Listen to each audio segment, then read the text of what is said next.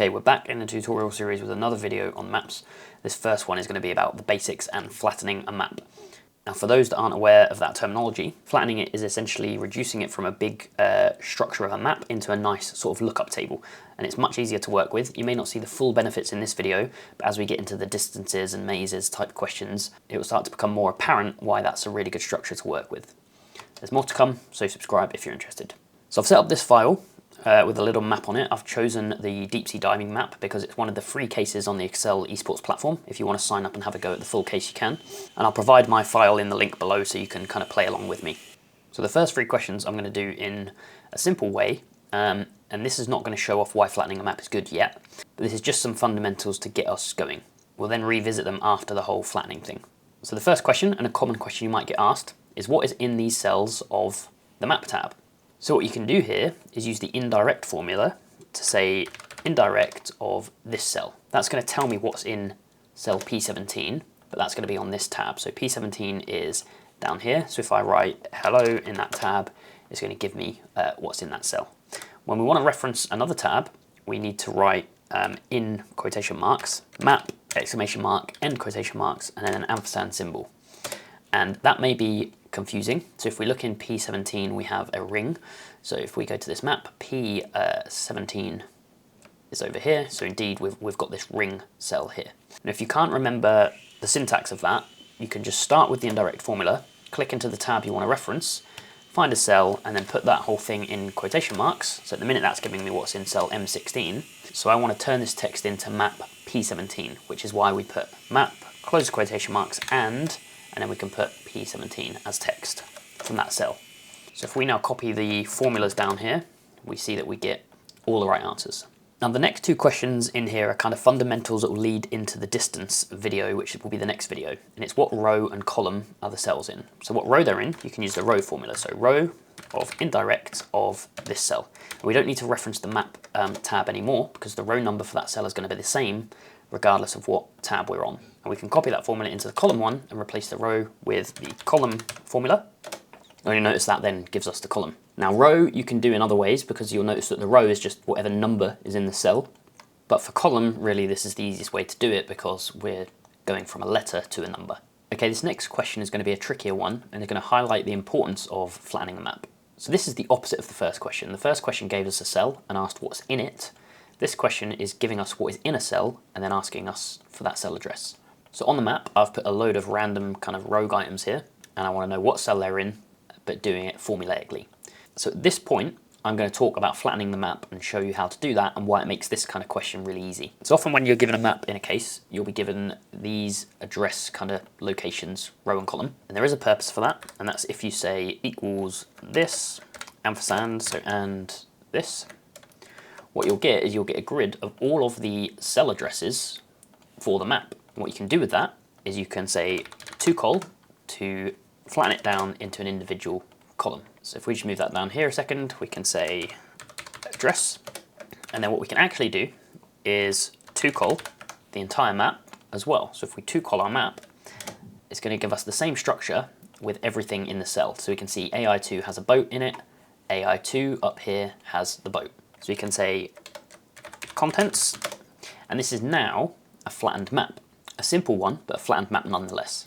Now for this question, all we need to do is say xlookup our item in the flattened map column and return what address it is in. And the reason this is so powerful is because if there were multiple items and we need to find the address for all of them, we could just use the filter formula instead of the xlookup and we'd pull all the addresses for those items. It also makes this first question very easy. So alternatively to using indirect, we can now say look up the cell in the cell address and return the contents of the cell. So we'll see we get the same answer there again. Now the reason this is better is because using indirect is what's called a volatile formula. So anytime I have a volatile formula, indirect being one of them, every single time I make a calculation in this spreadsheet or try and update anything, all of the indirect cells will recalculate. So when you have a huge map with lots of indirects going on, it really slows the worksheet down and can cause crashes and other things. And these toCol formulas here are not volatile and nor is xlookup. So it gives me a really nice way to reference what's in a cell without having the volatility. Another thing I like to do when flattening a map is to pull out the row and column here. So I only have to do it once. So I can say equals row of indirect of this, and then the same for the column. So we're just going to copy the formula straight in here, change this to column, and then we have the row and column of everything. Now, these are currently still volatile, so I normally like to copy those as values, and then I can do all my questions to look up rows and columns with the XLOOKUP again, and nothing is volatile in the worksheet. And now our final question here is, what is the terrain for the given cell? So I've given a key here, sand, water, and waves. So waves is where this boat is, the water is obviously blue, and the sand is orange. So whenever I kind of need to find terrain, I'll always make a copy of the map tab. So let's just make a copy here, we'll call it map 2. And then if you watch the find and replace trick, you'll know we can find by format. So find blue, and we'll replace that with water. So if I replace all, you'll see we get water in all of those cells. I can then change this to be sand, and then I can replace this to be waves. And the reason the cells with the treasure in haven't changed is because the font color is different on those. So actually, annoyingly, in this case, I might need to do something like that to change that to sand, and do that a few times for all of those types of different kind of font color. So you'll see here, once I've done it a few times, it's not too bad. But that is another thing that's slightly annoying in this case. So there's one more type, I think, which is here. So there we go. Now we have all the terrain. So in our flattened map, we can now add a terrain column, terrain, and we can say to-col all of this stuff. So now we have a full lookup table for pretty much every detail on that map. So let's go back to our questions and say XLOOKUP the cell in our map here, and give us whatever the terrain is. That will give us the correct terrain. Now, so what? This structure's kind of useful for now, but I could do most of that stuff without flattening. Well, when we get into the next video about distances, when you start getting asked stuff about what's within 3 cells of something else, when you have this set up, you can put in a start cell, determine the distance based on this row and column to everything, and then gather everything that's within 3, 4, 5, however many moves you want to make, and then data table it. And that's going to turn out to save you a lot of time.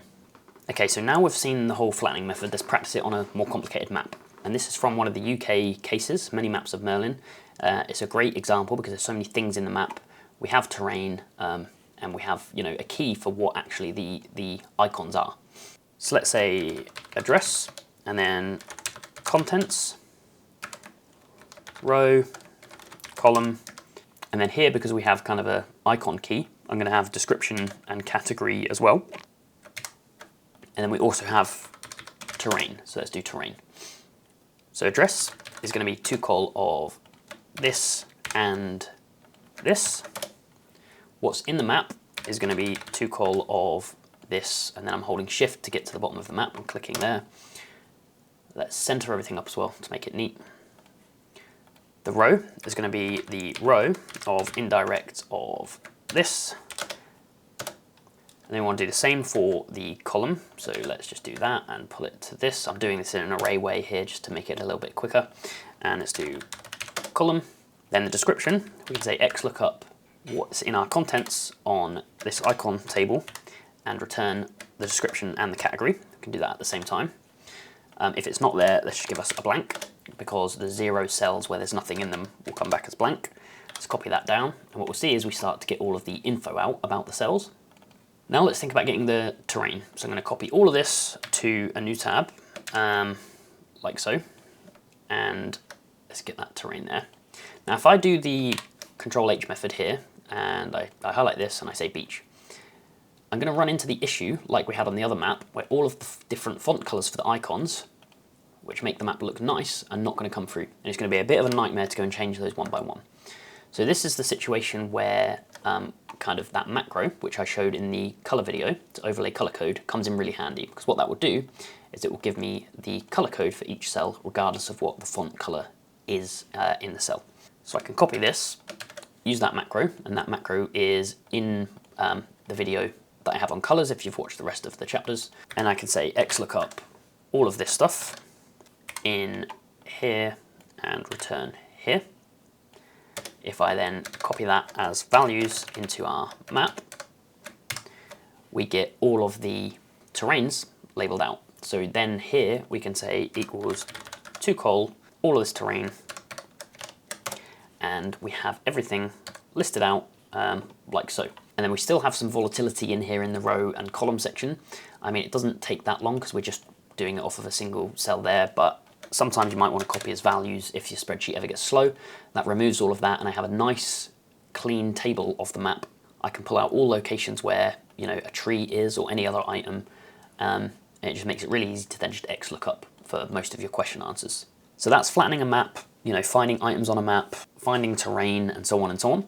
Next time we're going to talk about distances, so this is where it's going to get a little more complicated. We're going to talk about all the distance calculations you might be asked, and we're also going to combine that with kind of proximity. So distance and proximity go hand in hand. What is within 3 cells of you, 4 cells, 5 cells, and so on and so on. So I'll see you next time for that one.